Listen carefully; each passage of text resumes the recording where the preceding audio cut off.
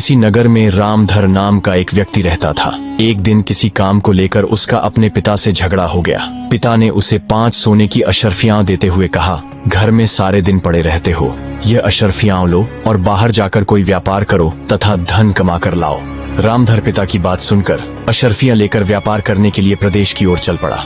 वह सोच रहा था कि इन 5 अशर्फियों से कोई छोटा मोटा व्यापार कर लेगा और खूब सारा धन कमाकर अपने पिता को दिखाएगा।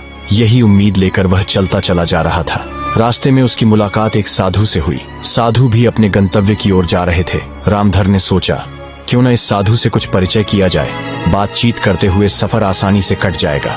यही सोचकर वह साधु बाबा के पास गया और उन्हें प्रणाम किया। साधु बाबा ने उसे आशीर्वाद दिया और पूछा, बेटा तुम कहाँ जा रहे हो? रामधर ने कहा, बाबा मेरे पिता ने मुझे घर से निकाल दिया है। अब मैं किसी प्रदेश में जाकर कोई छोटा मोटा व्यापार करूंगा और अपने पिता को बड़ा आदमी बनकर दिखाऊंगा। मेरे पिता ने मुझे 5 सोने की अशर्फियां दी हैं। इस प्रकार बातचीत करते हुए साधु और रामधर दोनों आगे बढ़ते रहे। चलते चलते रामधर ने साधु से कहा, बाबा आप तो परम ज्ञानी हैं, कोई ऐसी कहानी सुनाइए जिससे सफर आसानी से कट जाए और मुझे कुछ सीख भी मिल जाए, ताकि परदेश में धन कमाने के लिए मुझे प्रेरणा मिले। साधु बोले, मैं कहानी तो सुना सकता हूँ, लेकिन मेरी कहानियाँ सुनने के पैसे लगते हैं। एक कहानी सुनाने के लिए तुमसे 1 अशर्फी लूंगा। रामधर सोचने लगा, मेरे पास तो केवल 5 ही अशर्फियाँ हैं, उनमें से 1 अशर्फी देकर कहानी सुनना क्या बुद्धिमानी होगी। लेकिन यह साधु बाबा कोई साधारण व्यक्ति नहीं लगते।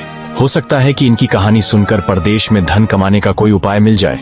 यही सोचकर उसने साधु बाबा को 1 अशर्फी दे दी और कहा, यह लीजिए बाबा, लेकिन आपसे एक प्रार्थना है कि जो भी कहानी सुनाए वह शिक्षाप्रद हो।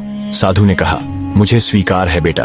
फिर साधु ने कहना शुरू किया, सुनो बेटा, तुम परदेश में व्यापार करने जा रहे हो। यदि कोई व्यापार न कर सको तो कभी खाली मत बैठना। जो भी, जैसा भी और जितने दिन के लिए काम मिले वह काम तुरंत कर लेना। रामधर बोला, ठीक है बाबा, मैं आपकी बात ध्यान में रखूंगा। अब आप कहानी सुनाइए। साधु बोले, बेटा मेरी कहानी तो समाप्त हो गई। रामधर बोला, अरे बाबा ये कैसी कहानी थी, आपने तो केवल उपदेश ही दिया है, कहानी तो अब तक सुनाई ही नहीं। इस पर साधु बोले, बेटा यदि मेरे इस उपदेश को याद रखोगे तो हमेशा फायदे में रहोगे। चलो अब मैं तुम्हें दूसरी कहानी सुनाता हूँ, इसके लिए 1 अशर्फी और निकालो। कुछ सोचकर रामधर ने फिर 1 अशर्फी साधु के हाथ में रख दी और कहा, बाबा दूसरी कहानी सुनाइए।